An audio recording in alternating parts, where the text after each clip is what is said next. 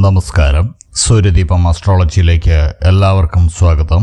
നമ്മൾ ഇവിടെ പറഞ്ഞു കഴിഞ്ഞു, ഒരു വ്യക്തിയുടെ ജീവിതത്തിൽ ആദ്യമായിട്ട് അയാളുടെ ഫലസൂചനകൾ നൽകുന്നത് അയാൾ ജനിച്ച നക്ഷത്രവും അയാൾ ജനിച്ച സമയവും ആ ദിവസവും ഒക്കെ വെച്ചിട്ടാണ് നമ്മൾ അയാളുടെ ഭാവിയും അയാളുടെ സ്വഭാവ സവിശേഷതകളും ഒക്കെ നിർണ്ണയിക്കുന്നതെന്ന്. അപ്പോൾ പുണർദം നക്ഷത്രത്തെ പറ്റിയും നമ്മൾ മുമ്പ് ഇതുപോലെ അപഗ്രഥനം ചെയ്തിട്ടുണ്ട്.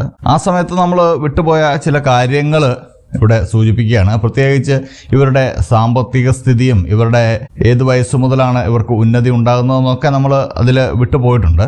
അതിനെക്കുറിച്ചൊക്കെയാണ് നമ്മളിപ്പോൾ ഇവിടെ സംസാരിക്കുന്നത്. അപ്പോൾ പുണർദം നക്ഷത്രക്കാരുടെ ഫലത്തിലേക്ക് കടക്കുന്നതിന് മുമ്പ് നമ്മളുടെ ചാനൽ ഇതുവരെ സബ്സ്ക്രൈബ് ചെയ്തിട്ടില്ല എങ്കിൽ സബ്സ്ക്രൈബ് ചെയ്യുക. കൂടാതെ വീഡിയോകൾ ഇഷ്ടമാകുന്നുണ്ടെങ്കിൽ ലൈക്ക് ചെയ്യാനും മറക്കരുത്. മറ്റൊരു അറിയിപ്പ് കൂടിയുണ്ട്. നമ്മളുടെ പൂജയിലുള്ള പ്രാർത്ഥനയിൽ നിങ്ങളെ ഉൾപ്പെടുത്തണമെന്നുണ്ടെങ്കിൽ നിങ്ങളുടെ പേര്, നക്ഷത്രം, ജന്മവർഷം, തീയതി എന്നിവ കമൻറ്റ് ബോക്സിൽ രേഖപ്പെടുത്തുക.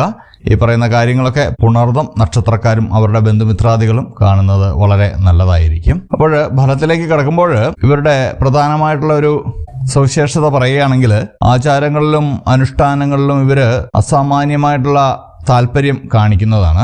ഈശ്വര ഭക്തിയും മതനിഷ്ഠയും ഒക്കെ ഇവർക്ക് ഉണ്ടാവുന്നതാണ്. എന്നാൽ ഇവരുടെ അഭിപ്രായങ്ങൾ ഇടയ്ക്കിടെ മാറിക്കൊണ്ടിരിക്കുന്നതാണ്. ഇവരുടെ പെരുമാറ്റത്തിലും ഈ പ്രത്യേകത നമുക്ക് പ്രത്യക്ഷമായിട്ട് കാണാവുന്നതാണ്. അടുത്ത് ഇടപഴകുന്നവർക്ക് പോലും ഇവരുടെ സ്വഭാവം ശരിക്കും മനസ്സിലാകുന്ന ഒരു കാര്യമല്ല.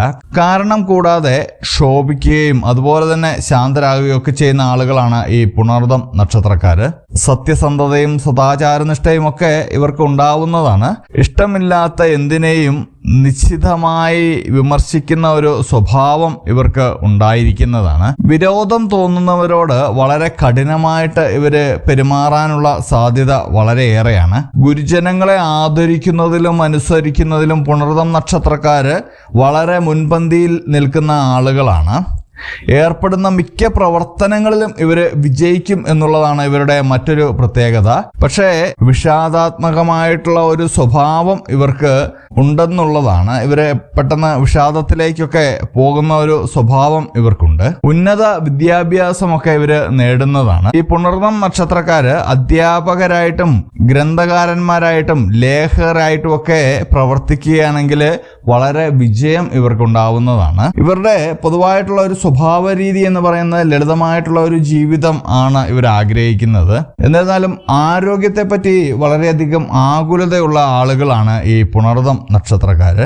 ദിനചര്യകള് യഥാവിധി പാലിച്ചു പോരുവാനും ഔഷധങ്ങള് യഥാസമയം കഴിക്കുവാനും പഥ്യം ആചരിക്കുവാനും ഒക്കെ ഇവര് പ്രത്യേകം ശ്രദ്ധിക്കുന്നതാണ്. ഇവരുടെ ബാല്യകാലത്ത് മെച്ചമായിട്ടുള്ള ഒരു ആരോഗ്യവും കുടുംബസുഖവും ഒക്കെ ഇവർക്ക് അനുഭവപ്പെടും. ഇവരുടെ 10 വയസ്സ് മുതൽ 24 വയസ്സ് വരെയുള്ള കാലഘട്ടം ഗുണദോഷ സമ്മിശ്രമായിട്ടുള്ള ഒരു കാലഘട്ടമായിരിക്കും. ഈ കാലത്ത് ഇടയ്ക്കിടെ ആരോഗ്യത്തിലെ ചെറിയ പ്രശ്നങ്ങളൊക്കെ ഉണ്ടാവുന്നുണ്ട്. മനക്ലേശമൊക്കെ ഉണ്ടാവാനുള്ള സാധ്യത ഈ 10 മുതൽ 24 വയസ്സ് വരെ ഉള്ള സമയം സാധ്യതയുണ്ട്. കൂടാതെ സാമ്പത്തിക ബുദ്ധിമുട്ടുകളും ഈ സമയത്ത് അനുഭവപ്പെടാനിടയുണ്ട്. ഇവർക്ക് 24 വയസ്സ് മുതൽ ഇതിന് കുറച്ച് മാറ്റങ്ങളൊക്കെ വന്നു തുടങ്ങി ഒരു 30 വയസ്സ് വരെ ആവുമ്പോഴേക്കും ഇതിൽ കൂടുതൽ നേട്ടങ്ങളൊക്കെ ഉണ്ടാവാൻ തുടങ്ങും. 24 വയസ്സ് 10നും 24 ഇടയ്ക്ക് ഇവർക്ക് നല്ല ക്ലേശങ്ങൾ ഉണ്ടാകുമെങ്കിലും 24 വയസ്സിന് ശേഷം 30 വയസ്സിനിടയ്ക്ക് അതൊന്ന് മാറി വരുന്നതാണ്. ഈ 30 വയസ്സിന് ശേഷം വീണ്ടും കുറച്ച് നേട്ടങ്ങൾ ഉണ്ടാവുന്നു. 40 മുതൽ 50 വയസ്സ് വരെയുള്ള കാലം അത്ര മെച്ചമല്ല. മനക്ലേശം, ധനനഷ്ടം, യാത്രാക്ലേശം, അപകടങ്ങൾ തുടങ്ങിയ കാര്യങ്ങൾ ഈ കാലത്ത് ബാധിച്ചേക്കാം. 50 വയസ്സിന് ശേഷം പൊതുവെ സന്തുഷ്ടമായിട്ടുള്ള ഒരു ജീവിതം ഇവർക്ക് നയിക്കാൻ കഴിയും. ചുരുക്കി പറഞ്ഞാല് പുണർദം നക്ഷത്രക്കാരുടെ സാമ്പത്തിക സ്ഥിതി ഇവർക്ക് മെച്ചപ്പെടുത്താൻ കഴിയുന്നത് 30 വയസ്സിനും 40 വയസ്സിനും ഇടയ്ക്കാണ്. എന്നാൽ 24 വയസ്സ് മുതൽ 30 വയസ്സ് വരെയുള്ള കാലഘട്ടങ്ങളിൽ ഇതിന് അടിത്തറ പാകുവാൻ ഇവർക്ക് കഴിയുന്നതാണ്. 50 വയസ്സിന് ശേഷം ഇവർക്ക് വളരെ നല്ല ഒരു കാലഘട്ടമായിരിക്കും വരുന്നത് എന്ന് നമുക്ക് എടുത്തു പറയാൻ കഴിയുന്നതാണ്. വിവാഹ ജീവിതത്തിൽ പുണർദം നക്ഷത്രക്കാർക്ക് ചില ബുദ്ധിമുട്ടുകളൊക്കെ അനുഭവപ്പെടാനുള്ള സാധ്യതയും കാണുന്നുണ്ട്.